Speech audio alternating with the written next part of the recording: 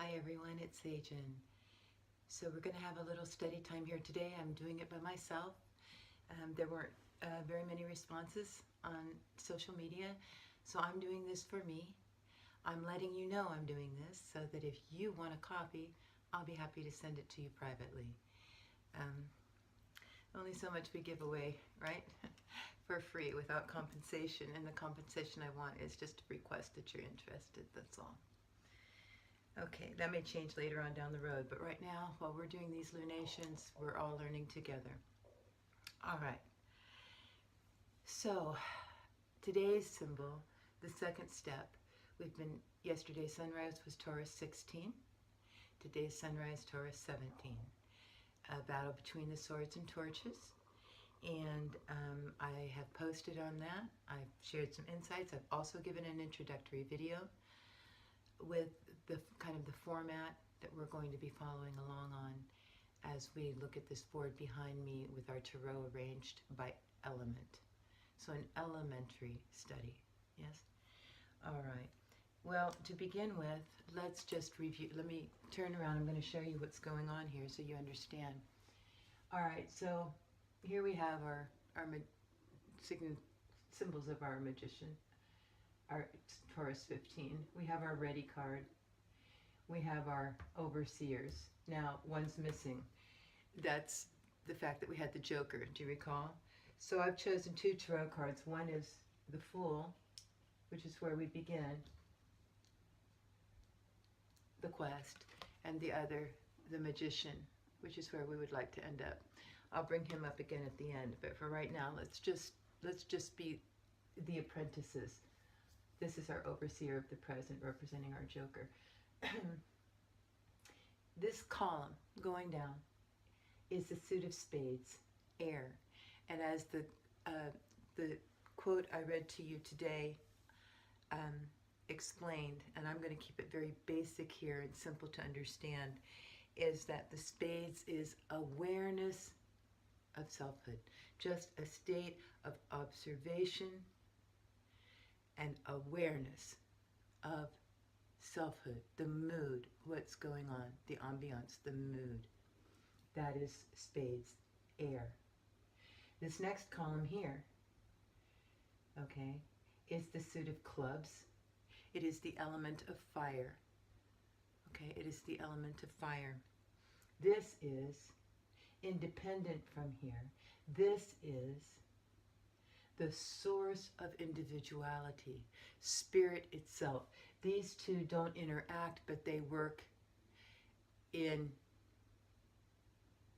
complementation to each other. This is the fire element, which is the source of selfhood, of individuality.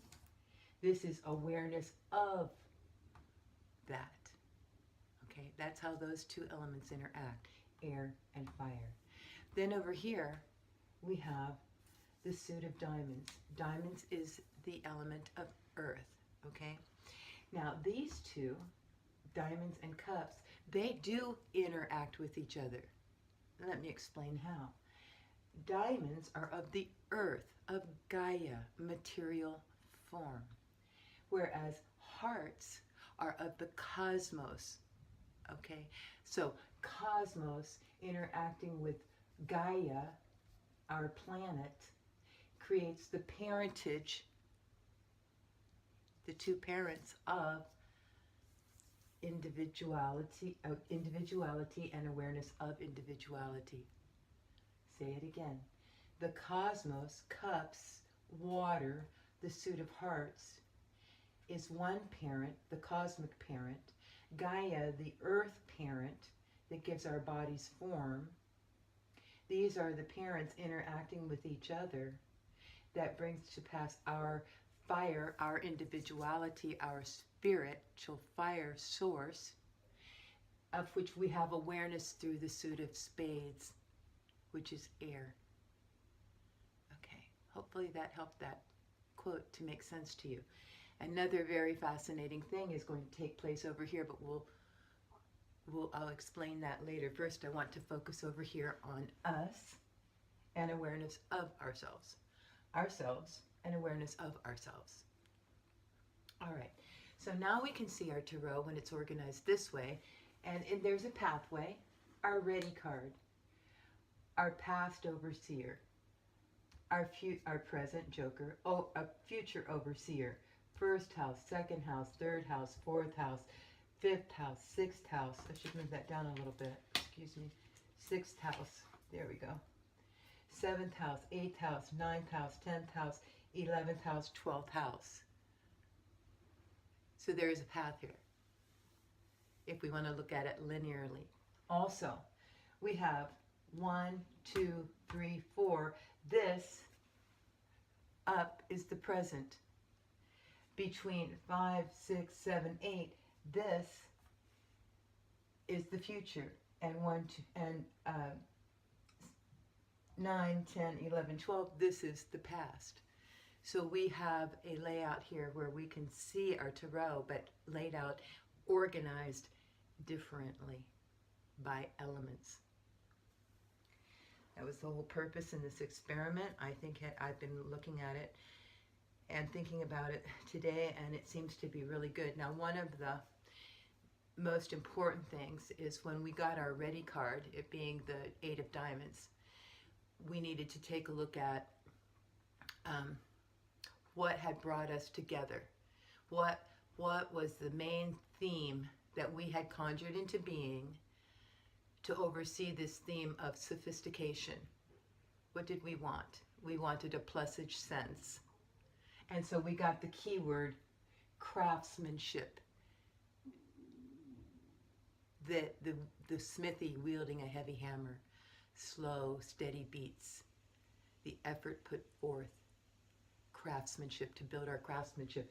One of the first lessons that we wanted as the fools, as the apprentice of the magician, was to learn how to stick at it and improve our craft.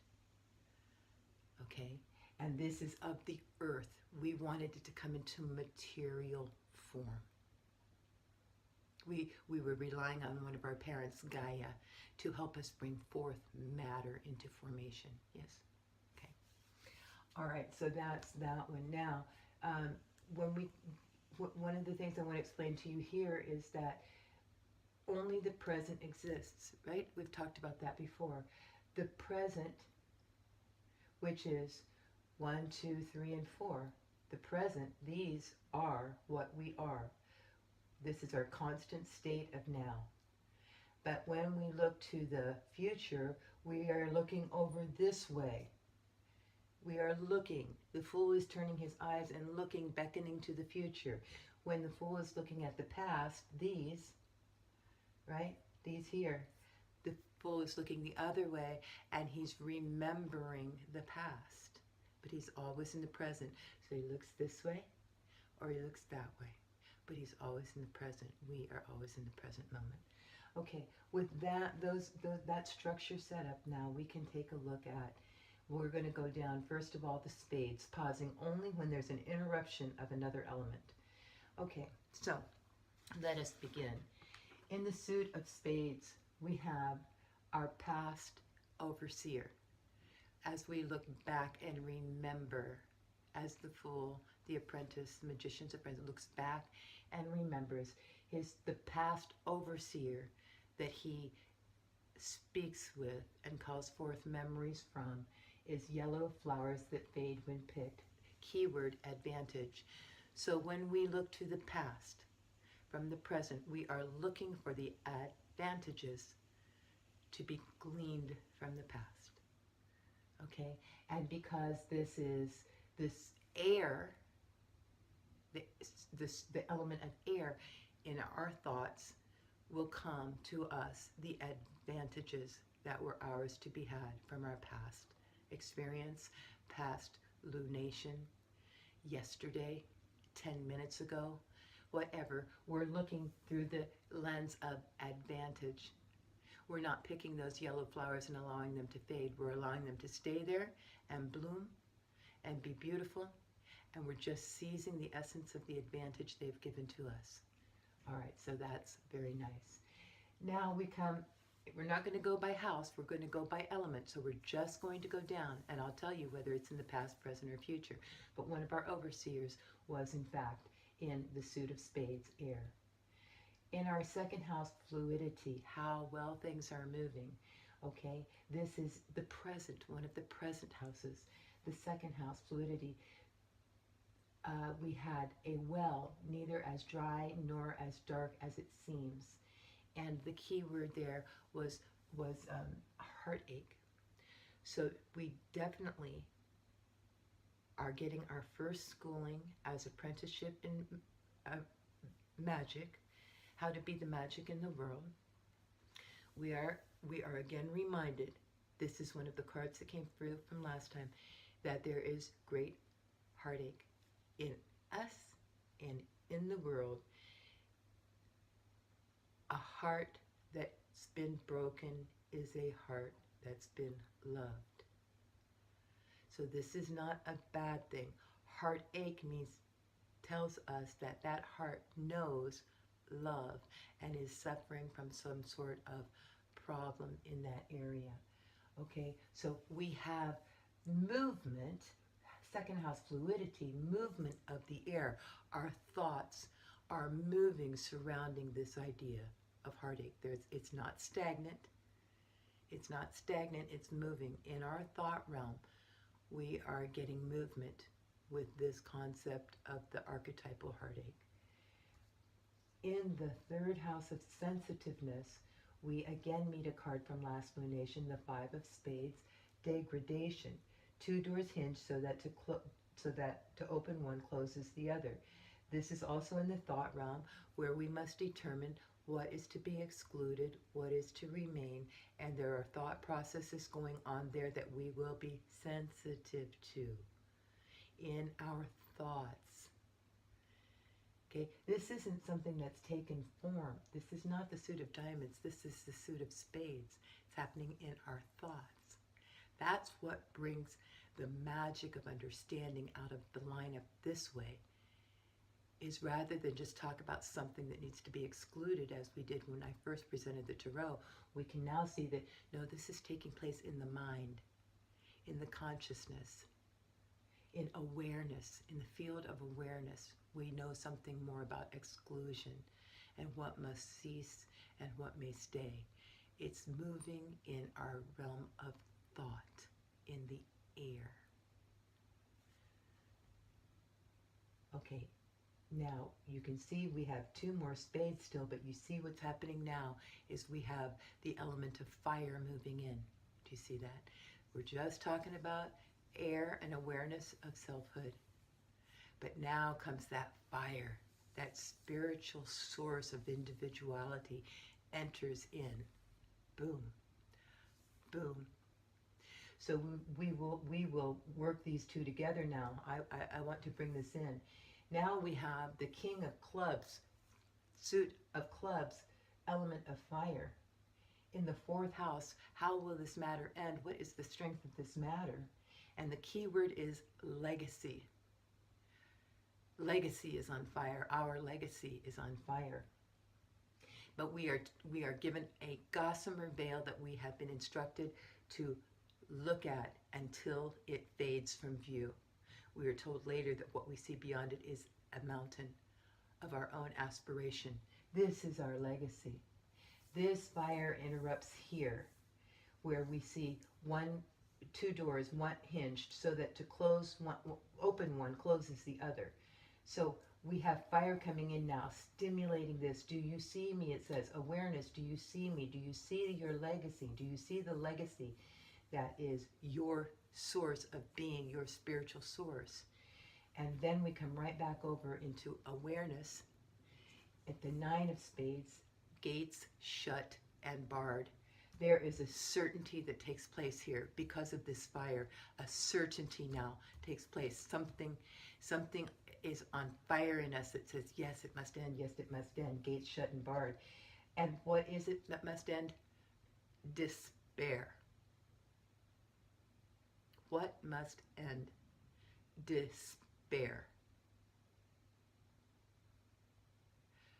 This is our greatest challenge, I feel, is this issue of heartache. If we can be gone with it, then this is the time to do that? Why are we hanging on to something that keeps us in a state of despair? If we don't figure that out for us, we cannot be that magic in the world.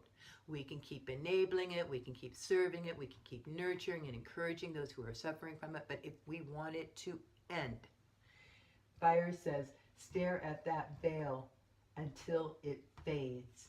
Your legacy is to bring awareness to shutting and barring the gates on despair. Enough. Get over it. Yes, it hurt. It hurt because you felt and experienced love. Now it's gone. It's gone. Get a grip on it. Get over it. It's not the end of the world. It's the end of a relationship, or the end of an experience, or the end of a memory. You can have the scars. They remind you where you've been, not where you're going. This is our message to ourselves and to the world. All those memories that cause heartache in us, that's what that was then. That's not who I am now. Gates shut and barred. I am aware of my legacy. My legacy is dependent on no other person. Do you see how fire came in there to help strengthen that understanding? That's the magic of understanding through organization that today's symbol promised. The resolution of the battle between the swords and the torches. It's not an ongoing battle. The key word is resolution. We're to bring an end to this battle. Cosmos recognizes there's a battle. Facts are facts. There's a battle. It's about heartache. This lunation, this tarot tells us how to deal with it. Get it? We're digging in. It's not just a nice tarot reading. Oh, I listened to it. It was really great. That's it. Boom. No, in fact, the reason I'm doing this video is because somebody who watched my tarot asked me, will you dig into this one and share it with us? Because we got, out of 16 cards, we got eight rollovers from last time after shuffling. And I shuffle my cards every day. So shuffle, shuffle, shuffle, shuffle for what?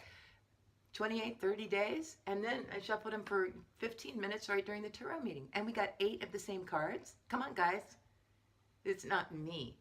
It's that we're serious about wanting messages. The cosmos does hear and answer our calls. Now we've got 2 hits of fire. Boom, boom, lightning strikes, right? Okay, 2. The first one, and remember this is source of individuality, spirit. Okay, 2 of clubs, privilege, a royal crown. It's showing up in our 7th house. 7th house is where we meet ourselves in the mirror. It's how we cooperate and expedite the issue. Okay, and that is mischief. That's one of the rollover cards. And so we have a royal crown, but somebody's playing around with the power. Somebody's messing with the power. Hopefully you're not messing with power. Hopefully you're serious.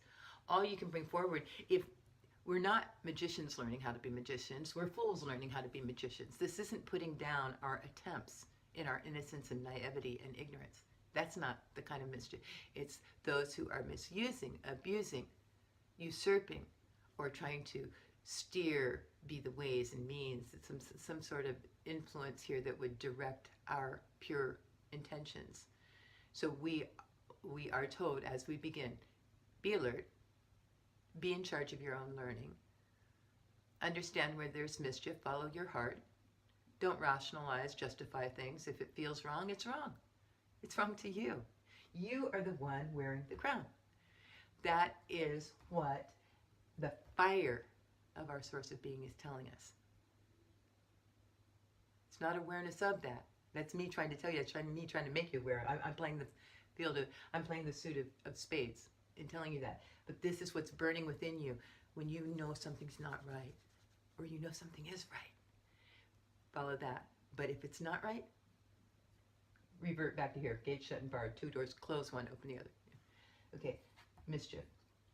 The next house, the 8th house, is how do we utilize the resources of others, right? How do we utilize resources of others? And we were told 10 of clubs, a bamboo basket filled with rice, decoration. So we're told here, this craftsmanship ready card, we're told here, okay, the fire in you the fire in you says there's going to be plenty. There's going to be plenty.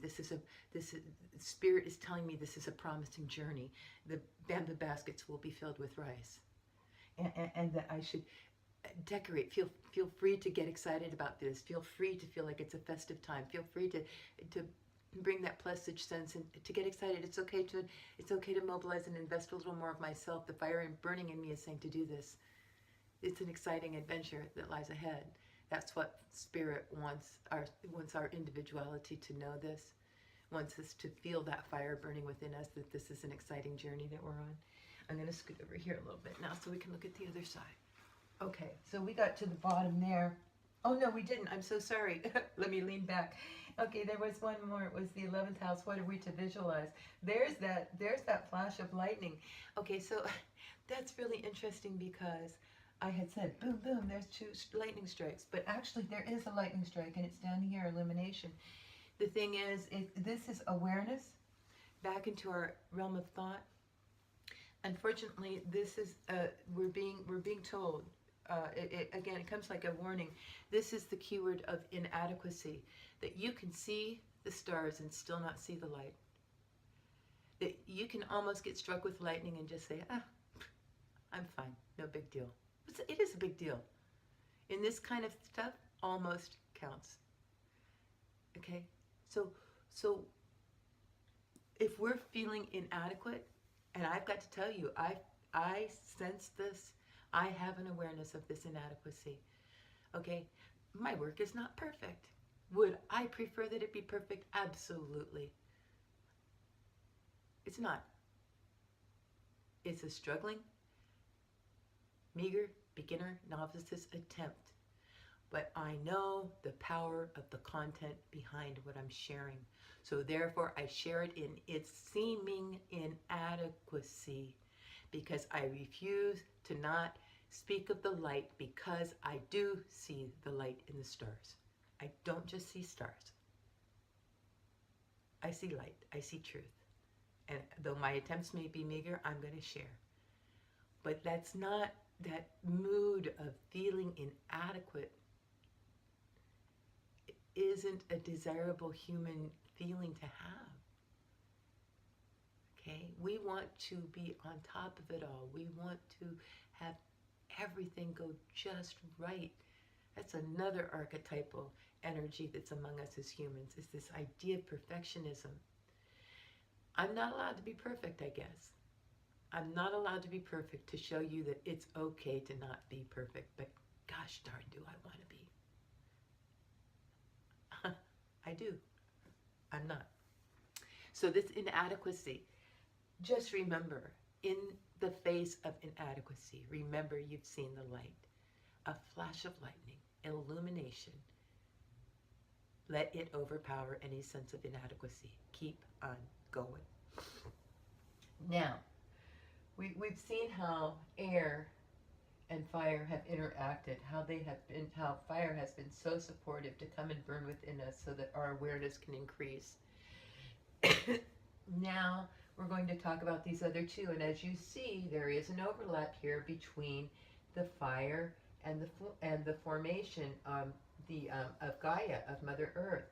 Fire and earth are interacting. You see that? Okay. So that's important. So we have this weaving, this basket weave happening in our elements.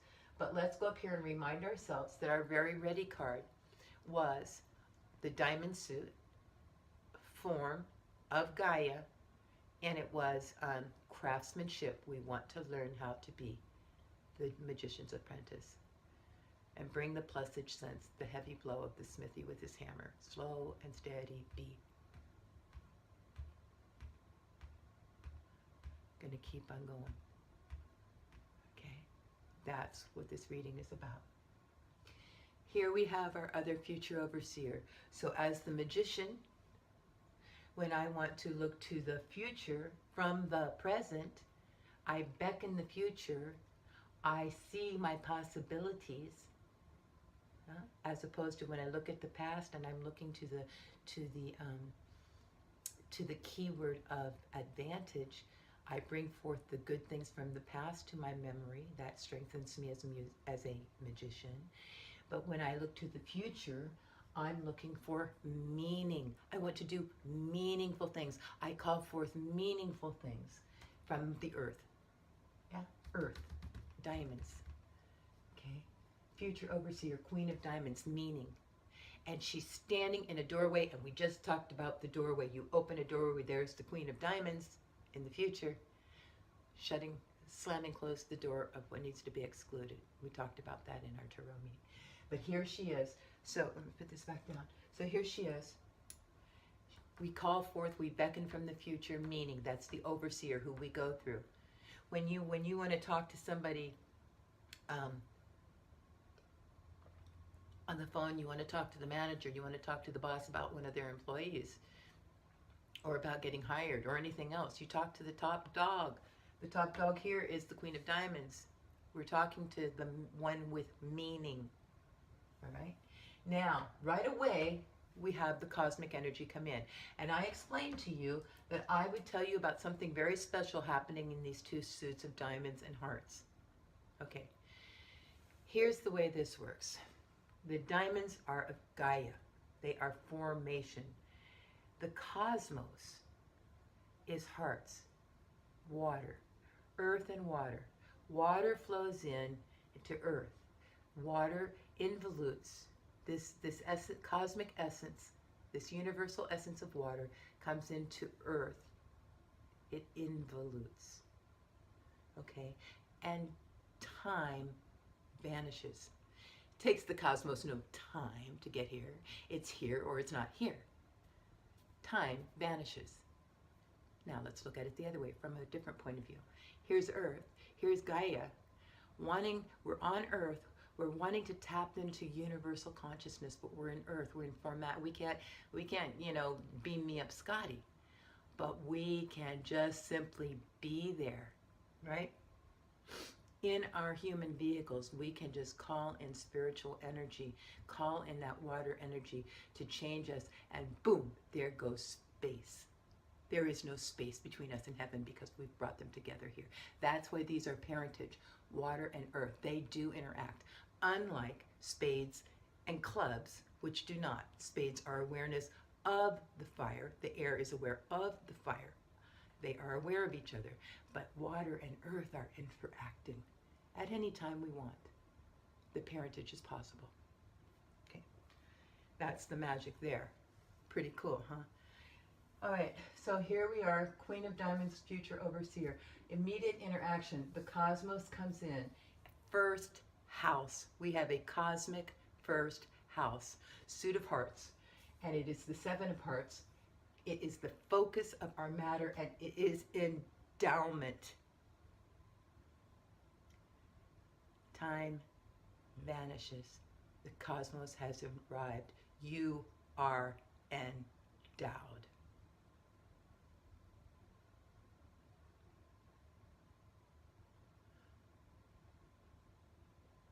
What do you think of that?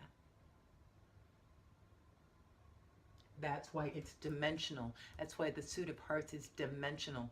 It's big stuff. It's cosmic stuff. It's quantum stuff. It's not a, oh, you have a lot of talents. You're really gifted. No, you're freaking endowed by the cosmos. Get it? First house, focus of the entire matter of the magician's lunation. It was our ready card last time, folks. Something's going on here.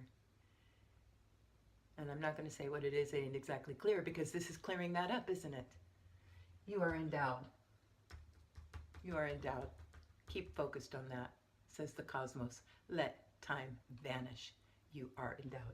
Okay, now, I'm not going to review these again, but this is where it went into, okay, more individual things going on here. Fire, be aware of it, da-da-da-da-da. What we're going to do is we're going to go down here to the wish card. Hello? Hello? Right to the wish card.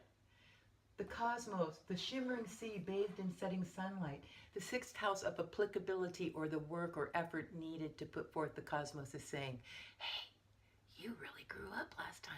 You're quite mature now. Maturity. You know what success feels like.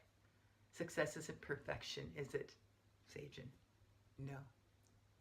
That's a human preference. Cosmos doesn't care about perfection.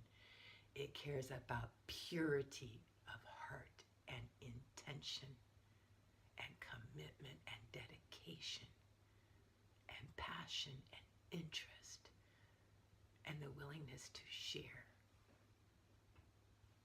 To the cosmos, that is perfection. And when you understand the difference, which evidently we do, as long as we hold on to it, the cosmos has said, maturity. It's the wish card. It's yours for the asking. It is yours for the asking. That's the work. That's the effort. That's what needs to be put into it. That's how you apply this endowment. That's how you apply this endowment. Build your craftsmanship. Bring meaning to the situation here on earth. That's how you do it. All right, then we come down here and we have two more from Gaia, from Earth, the parent of Earth, diamonds. The one is in the 9th house, our state of understanding. Solvency. Evidently, we really learned well last time, folks, because solvency was in the 8th house last time. Now it's graduated to the 9th house. 8th house is how to use the resources of others. And it said, you've got the solution to any problem last time. This time it says, now that's your state of understanding. Well done. Well done. Before you were thinking that you needed to look outside of yourself for the answer, and because I told you, no, you don't need to, you have the solution to any problem, you said, oh, okay, so I don't need to look to others for the answer. I have it within me. So, and we worked with that last lunation, and now it went to the 9th house. It is our state of understanding. Well done. Well done. Another one. This was huge. We had it last time. I didn't call out the symbol, so I didn't recognize it. It previously had been in our 3rd house of sensitivity. Now it is in our 10th house of what's in control. And although the key word is vanity, this symbol is wonder, a large diamond with the power of a lodestone. And the vanity is simply a heads up. We're talking about, this is the house of the issue of vanity that many, many, many, many get caught in on their spiritual path. Why? Because the riches of men and the fame and the fortune and the, I'm on Oprah and oh my gosh, that just gets its claws into us. It's where we fail. So it's a big, important house, vanity. Never forget you are in cooperation with the higher power. You did not do this on your own. This isn't about you. This isn't about me. This is about our passion, our work, our dedication, our commitment to truth and to healing and to all those wonderful things that are going on out there that we're all striving to bring forward in this world. Do not get caught in the house of vanity, but do remember the reason people get caught here, the reason human beings get caught here is because it is a diamond with the power of a lodestone. We're not fooling around. We may be fools for the universe, but we are protected in our ways if we stay connected.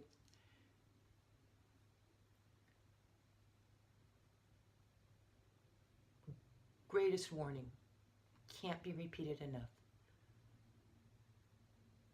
Humility, a broken heart and contrite spirit, one always willing to learn, always teachable, always humble, always focused on center connection with source.